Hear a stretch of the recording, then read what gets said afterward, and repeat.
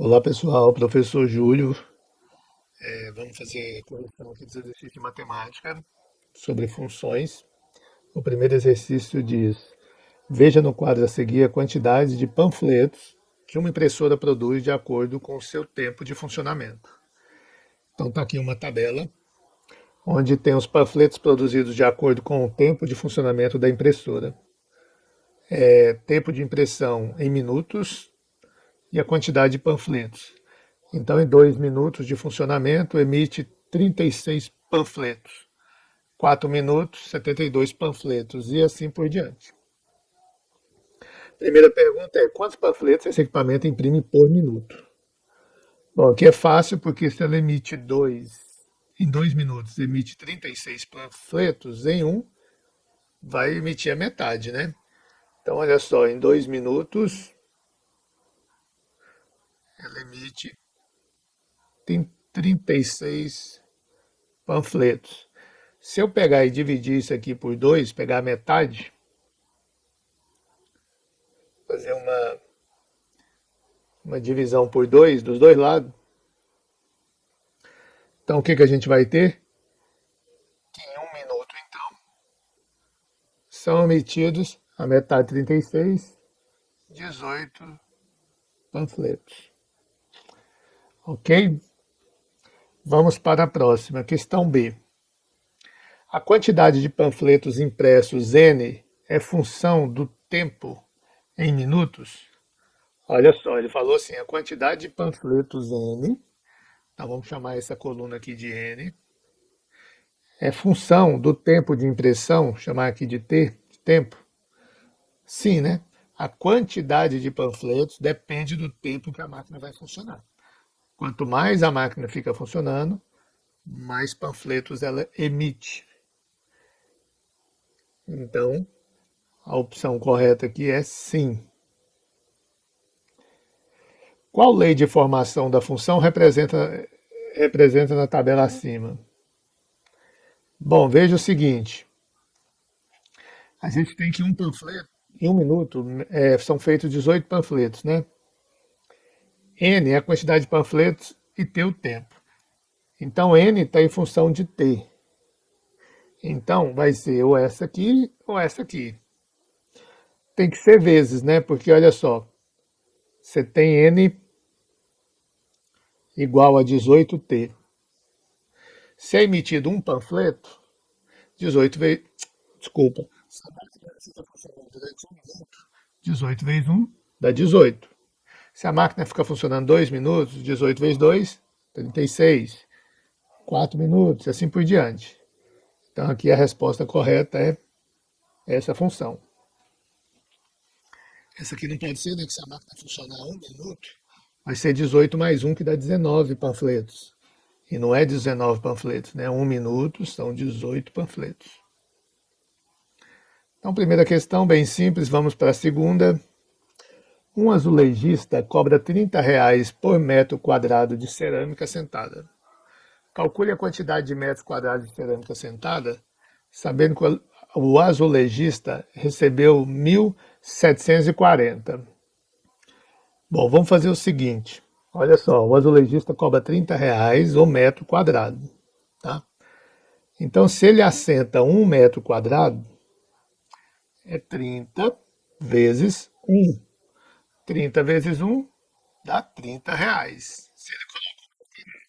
Se ele assenta 2 metros quadrados, 30 vezes 2 dá R$ 60. E assim por diante. Mas está perguntando aí, está falando assim, ó, ele cobra R$ 30 para assentar uma quantidade de metro quadrado que eu não sei. Mas só sei que ele recebeu R$ 1.740. Então, quanto que é isso aqui? 30 vezes quanto vai dar 1.740? Você pode fazer uma divisão, né? Isso aqui é uma equação do primeiro grau, você passa o 30 dividindo. Então, o que vai dar 1.740 dividido por 30? E agora você obtém a resposta fazendo essa divisão. Divisão simples. Vamos, essa divisão é simples, pode ser feita aqui no cantinho. Vamos fazer aqui no rascunho. 1.740 dividido por 30. Vou pegar o 174 para dividir por 30, vai ter que ser 5, porque 5 vezes 30 dá 150. Se fosse 6 vezes 30, daria 180, já teria passado. Subtrai sobre 4, sobra 2, aqui dá 0. Desceu o 0, dá 240. Agora é 8. 8 vezes 30 dá 240, que dá resto 0. Então,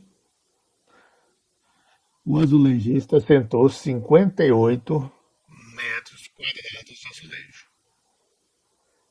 Resposta, essa última aqui.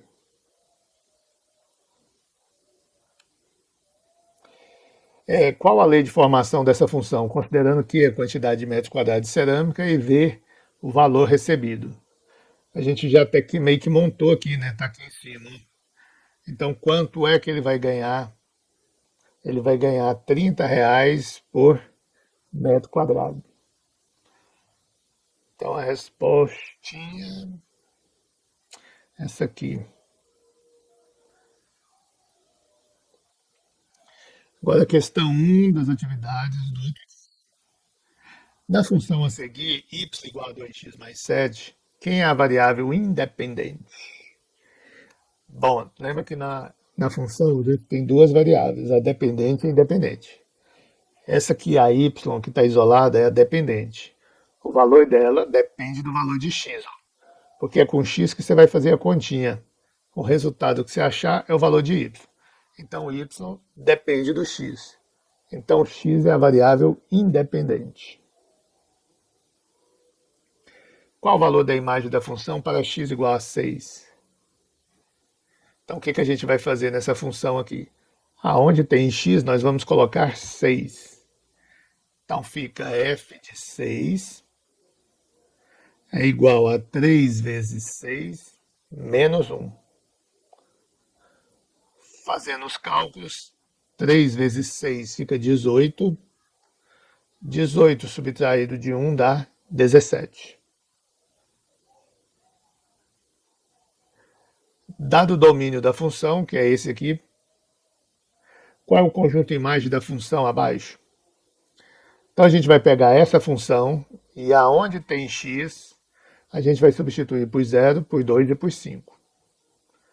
Então o que a gente vai ter que fazer? Vou ter que fazer 3 continhas. Vou calcular o f de 0, o f de 2 e o f de 5. 0, 2 e 5 são os valores do domínio aqui.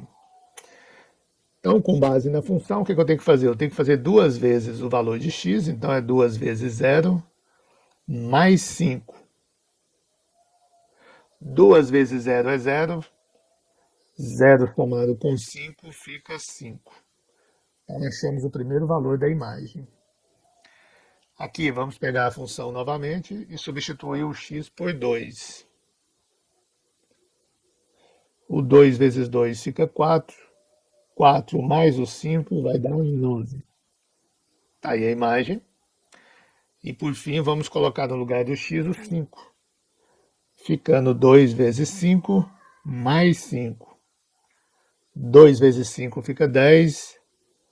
10 mais 5 é 15. Então, observe que aonde era x, né, foi colocado os valores do domínio. Achamos a imagem, que nesse caso é essa aqui.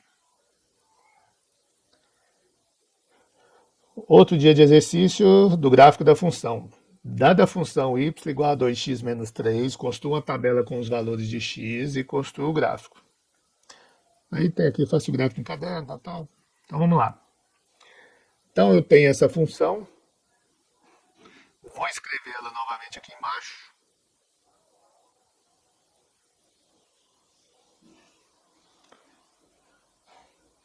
E eu vou ter que fazer 1, 2, 3, 4, 5 continhas. Onde em cada continha, no lugar do x, eu vou pôr esses valores aqui, ó. Então veja como é que vai ficar as continhas. Eu vou calcular então y igual a 2 vezes 0 menos 3. Vou calcular 2 vezes 1 menos 3. Vou calcular 2 vezes 2 menos 3. Também vou calcular 2 vezes 3 menos 3. E 2 vezes 4 menos 3. Então, esse x substituir por esses aqui. Agora é só fazer conta. 2 vezes 0, 0. 0 menos 3 dá menos 3. 2 vezes 1 fica 2. 2 menos 3 dá menos 1. 2 vezes 2 fica 4. 4 menos 3 fica 1. 2 vezes 3 fica 6. 6 menos 3 fica 3. 2 vezes 4 dá 8. 8 menos 3 fica 5. Então, de posse dos valores de x, eu encontrei os valores de y, que são esses aqui. Então, vou jogar na tabela x e y. Os valores de x é 0, 1, 2, 3 e 4. E os valores de y, menos 3, menos 1, 1, 3 e 5. Vou chamar esse ponto que eu vou marcar no plano de ponto A, esse de B, C, D e E. E vamos construir o gráfico agora. Veja que eu desenhei o plano cartesiano. A reta da horizontal é a reta x e a da vertical a reta y. Aonde as retas cruzam fica a origem o zero. Para marcar os pontos, a gente vai ter que graduar as retas, né? A reta do eixo x só tem valores positivos, então começa no zero, depois tem 1, 2, 3 e 4. E a reta y vai do menos 3 ao 5. Então vocês lembram que para cima é positivo, para baixo é negativo. Então aqui está o 1, o 2, o 3, o 4 e o 5.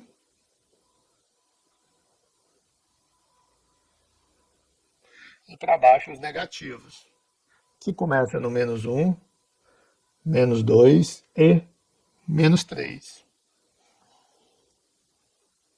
Para poder marcar o ponto A, então, que é 0 e menos 3, veja como vamos marcar. X é 0, então não anda nada nesse eixo. Mais o y é menos 3, então vou descer 3 unidades. Então meu ponto A está aqui, na reta y, em cima do menos 3.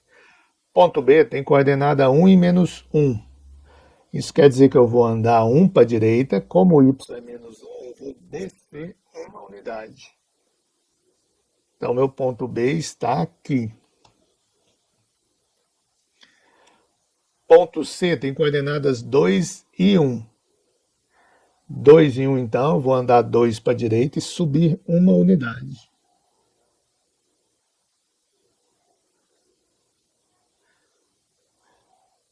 Ponto D, coordenada 3 e 3. Então, eu ando 3, subo 3.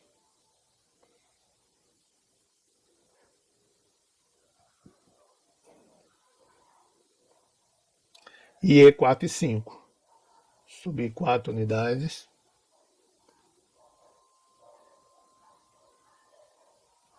Até o 5. Portanto, esses pontos estão alinhados, então eu consigo uma reta que passa por eles. Estou fazendo a reta aqui, porque aqui não tem jeito de pôr a régua, mas o seu vai sair retinho aí. Então é isso, pessoal. A correção dos exercícios está feita, agora é só estudar. Valeu, abraço.